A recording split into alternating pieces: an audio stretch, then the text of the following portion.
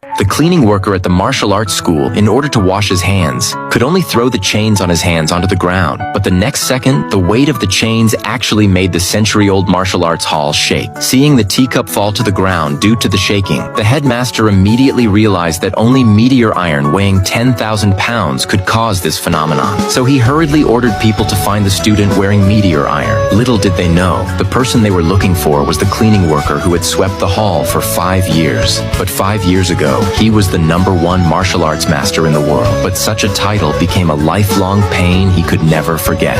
5 years ago, the man used the martial arts manual he created to become the champion of the World Martial Arts Tournament. But when he brought home the flag representing the championship, he was shocked to discover that more than 100 members of his family had all been killed. Looking at the traces left by the enemies, the man knew they died because of the manual he created. Thinking of this, the man immediately felt a surge of anger in his heart. He instantly wanted to seek revenge, but was stopped by his father in the corner, who told him to never appear in the competition arena again and to live well as an ordinary person. Seeing his father about to die, the man painfully shed tears and promised his father he would live well. But after his father died, the man placed all the blame on himself. Not knowing where to go, he wandered the streets every day until he fainted from exhaustion on the street and was brought home by the young mistress of the martial arts school. From then on, he became a cleaning worker cleaning inside the martial arts hall, until 5 years later, a woman he once defeated appeared wanting to challenge him again. The man then realized his identity had been discovered. The woman left a token to force him to fight again. He wanted to escape, but he didn't know the current martial arts rankings were no longer something he could avoid. Sure enough, the martial arts school received a challenge the next day. To protect the man's safety, the young mistress immediately brought his luggage and drove him away, saying he was a useless person who knew nothing. She had already given him 5 years, but he still couldn't do anything, so he had no right to stay in the school. After hearing this, the man thought he had truly become a burden to others and immediately left with his luggage. Little did he know, just after he left, the headmaster of the first martial arts school came with people declaring they wanted to compete with them. If they lost, they would not only have to hand over the school, but even the young mistress had to marry Jack,